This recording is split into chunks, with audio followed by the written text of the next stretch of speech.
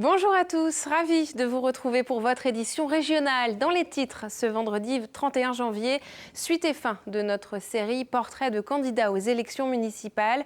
Aujourd'hui, nous nous arrêtons à Pontivy où 4 femmes sont têtes de liste. Rencontre avec l'une d'entre elles. L'entreprise de demain sera-t-elle plus écologique? La hiérarchie sera-t-elle différente? Des questions qui ont animé les débats ce jeudi entre les acteurs du monde économique lorientais. Nous avons suivi les échanges. Et puis nous irons aussi au musée de Pont-Aven dans ce journal. La nouvelle exposition consacrée au peintre Corneille débute ce week-end. Ces tableaux nous permettent de mieux comprendre le mouvement artistique Cobra. Nous ouvrons cette édition avec le Brexit. Ce vendredi, c'est officiel, le Royaume-Uni quitte l'Union européenne après 3 ans et demi de négociations. De nombreux secteurs économiques bretons pourraient être touchés, comme l'agroalimentaire, le transport, mais aussi la pêche. Le sujet est au cœur des discussions, comme l'a constaté Christophe Boucher ce vendredi matin. Il était à Cléder, dans le nord du Finistère. C'est là que s'est arrêté l'Infomobile, le dispositif mis en place par vos télés locales et le Télégramme pour couvrir les élections municipales et recueillir votre parole dans les communes. Écoutez ces réactions sur le Brexit. On espère que c'est une passade, qui reviendront forcément en Europe. Mais pour l'instant, on se pose beaucoup de questions en effet. Les exportations de légumes vers la Grande-Bretagne sont importantes. Chou-fleur, artichauts, échalotes, oignons, brocolis, ce sont des cultures phares de la région de Cléder. Et ça je crains beaucoup. Et puis ensuite, il y a la Brittany Ferry, évidemment, pour lequel il y a un impact très important. Et puis le monde de la pêche, parce que pratiquement tous nos produits sont pêchés dans les eaux britanniques. Et là, ça va être un gros problème pour le port de Roscoff, qui lui va perdre en capacité de débarquement en particulier. Et à noter que vous pouvez aller à la rencontre de l'Infomobile ce samedi à Pontivy. Et l'Infomobile sera aussi mardi au Guilvinec. N'hésitez pas à vous rendre sur place pour débattre avec les candidats. Nous continuons à dérouler l'actualité de la région. Nous retrouvons à présent notre chronique Toute Image. C'est la Bretagne en 5 infos et la chronique est préparée aujourd'hui par Benjamin Bréon.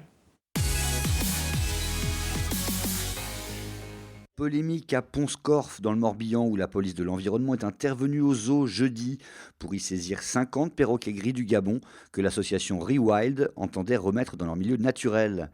Les autorités reprochent à Rewild de les avoir transférés depuis leur précédent refuge sans autorisation, tandis que l'association dénonce une volonté de nuire à sa crédibilité. Le zoo de Pont-Scorff vient d'être repris par Rewild qui souhaite le transformer en refuge et centre de réhabilitation de la faune sauvage. Lebeau contre Lebeau. Le couturier quimpérois Christophe Lebeau, qui devait lancer ses parfums en ce début d'année, a décidé de poursuivre en justice la maison Jean-Paul Gaultier, qui vient de lancer le sien, Lebeau donc. Motif l'exacte similitude phonétique, qui risque de réduire à néant les efforts du créateur breton. Si vous demandez en parfumerie le parfum Lebeau, vers quel stand va-t-on vous emmener à votre avis, demande-t-il. En attendant, il dit avoir 10 000 coffrets sur les bras. Baptême très people ce vendredi à Brest, c'est l'acteur Franck Dubosc en spectacle le soir même à l'Arena qui est devenu le parrain du 4,70 de Camille Lecointe et Aloïs Retornaz, marin de l'année 2019 et actuellement en tête du classement mondial de leur discipline. Devant une foule que même les organisateurs n'attendaient pas, il a sacrifié à la tradition de la bouteille cassée, bon vent. La cause des espaces verts sans produits phytosanitaires progresse. 61 nouvelles communes bretonnes viennent d'être récompensées du trophée Zéro Phyto qui distingue celles qui s'engagent à ne plus jamais utiliser ces produits pour entretenir leurs espaces publics ou leurs installations sportives. En tout, 414 communes bretonnes sont labellisées et 75% des autres s'en rapprocheraient selon la région. L'extension de la réserve naturelle d'Iroise, c'est oui. Le Conseil national de protection de la nature a donné un avis favorable jeudi à l'inclusion dans la réserve d'îles et d'îlots inhabités de l'archipel de Molène ainsi que de leurs estrans. La part des femmes dans les conseils municipaux est d'à peine 40% et elles sont seulement 16,9% à être maires. À Pontivy, le prochain édile sera de nouveau une femme. 4 candidates briguent le siège de maire de cette commune de 15 000 habitants, une situation rarissime en France. Et parmi elles, Soisic Perrault, mère de 5 enfants, professeure et candidate. Xavier Patrijon l'a suivi dans un agenda, vous allez le voir, bien rempli.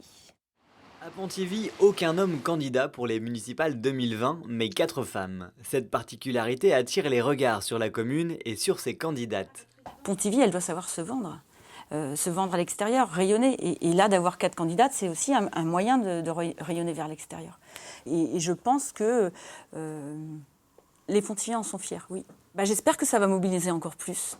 Soisic Perrault est l'une de ces 4 candidates pontiviennes, actuellement en pleine campagne. Professeure de gestion au lycée pro, maman de 5 enfants, très impliquée dans la vie politique, son temps semble compter, alors pour gérer la campagne, ça se passe beaucoup par téléphone et sur le net. Et c'est mené à la baguette. Je suis avec mon équipe comme je suis parfois avec mes élèves. Des fois, je remets les choses, je regarde, c'est ça le chef d'orchestre. Quand ça débarrasse trop sur WhatsApp, par exemple, je recadre. Alors ce n'est pas tant la politique que nous avons évoquée avec elle, mais plutôt les 3 vies en une. Et c'est d'ailleurs chez elle que cela s'illustre. Il y a tout, oui, tout. Les cours, les anciens cours, les coupes, les livres. Il y a aussi la vie perso. Alors de temps en temps, je sais que j'aime bien coudre. J'ai ressorti ma machine à coudre. Et voilà, ça défoule pour changer un peu. D'ailleurs, j'avoue que j'ai pas trop le temps en ce moment. Encore une fois, pas le temps de traîner, un passage au café de la rue, lieu de campagne par excellence selon Soisic Perrault, et puis c'est reparti. Et rester dans une routine, dans ce confort-là, non, ça fait pas partie de ma façon d'être.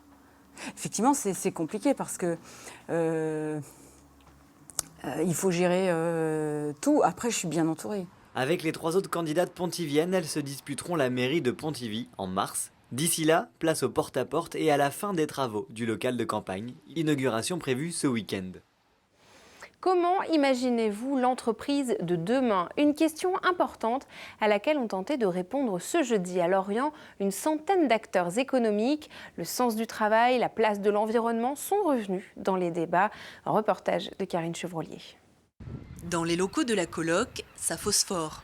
On n'est pas en train de regarder l'impact du café dans le monde. On est quand vous, consommateur, moi, consommatrice, je prends une tasse de café, où sont potentiellement mes impacts. Un jeu ludique pour s'interroger sur l'impact direct de son entreprise sur l'environnement. Enjeu de cet après-midi d'échange, comment donner du sens au travail. Comment globalement en fait mon entreprise se situe dans un écosystème et comment je vais pouvoir influencer mes fournisseurs, comment je vais pouvoir aussi faire de la pédagogie auprès de mes clients. L'entreprise, plus que l'individu encore, elle est capable d'influencer beaucoup de monde et donc c'est de sa responsabilité de porter des enjeux environnementaux, sociaux ou sociétaux. C'est ça l'idée. Course au large, transport, construction, pêche, des acteurs de tout secteur étaient représentés. Mais l'entreprise de demain, comment la voit-il ? C'est une entreprise qui est dans l'accompagnement permanent et du social et de l'environnemental. Pour moi, l'entreprise de demain, elle permet à l'employé de sentir qu'il est aussi présent pour sa famille que pour son entreprise. Ce sera une entreprise qui pourra plus se cacher derrière « je ne savais pas » et une entreprise responsable. Ces acteurs économiques du pays de l'Orient, convaincus par ces enjeux environnementaux, se donnent aujourd'hui pour mission d'agir encore plus et surtout de fédérer autour d'eux. Le musée de Pont-Aven poursuit son exploration du mouvement artistique dénommé Cobra. La nouvelle exposition s'arrête plus précisément sur un artiste phare de ce courant, Corneille. Il a été très actif après la Seconde Guerre mondiale. Cette rétrospective est unique en France et Pauline Fercot nous l'a fait découvrir. 10 ans après sa disparition, le peintre Corneille est à l'honneur au musée de Pont-Aven. Une première en France pour l'artiste star des 70s. Co-fondateur du mouvement Cobra, après la Seconde Guerre mondiale, il brise les codes de la peinture académique du 19e siècle. C'est vraiment une volonté de faire jaillir l'art de la spontanéité de chacun. Chacun d'entre nous est un artiste et il faut explorer cette part de création, de créativité qui est en chacun de nous. Et les artistes de Cobra veulent réunir en quelque sorte la vie quotidienne et l'art pour faire de l'art un élan collectif. Ses influences viennent de Miro, Van Gogh, Matisse ou encore Gauguin. Corneille séjourna d'ailleurs à 2 reprises à Pont-Aven. Il a été très marqué par le paysage. Cela se voit notamment à travers 2 œuvres que nous présentons dans l'exposition, où il fait une synthèse des couleurs aperçues, celle du granit, celle de la mer. Dès les années 50, il aimait ce village parce qu'il disait qu'il lui rappelait l'atmosphère des villages de Hollande. Le breton lui rappelait aussi les sonorités du néerlandais qu'il parlait couramment. Après sa période abstraite, jalonnée par de nombreux voyages à travers le monde, Corneille, dans les années 60, revient à un style plus figuratif, à plat de couleurs et formes bien délimitées. Pour des grandes toiles très colorées, où on retrouve 2 thèmes fondateurs de sa peinture, le nu féminin et l'oiseau, qui se réinvente, qui se composent. Et puis aussi cette volonté de faire œuvre collective et donc ce refus de l'ego de l'artiste tout-puissant, mais au contraire d'un artiste tout à fait ouvert à toutes les cultures du monde, y compris l'art africain. Après 50 années de travail, Corneille laisse derrière lui une œuvre riche et fascinante, inspirant des artistes du monde entier. Et vous avez jusqu'au 24 mai pour découvrir Corneille au musée de Pont-Aven. C'est la fin de cette édition. Merci beaucoup de nous avoir suivis. Nous nous retrouvons lundi à 19h pour un nouveau point sur l'actualité régionale. Belle soirée et bon week-end sur nos antennes.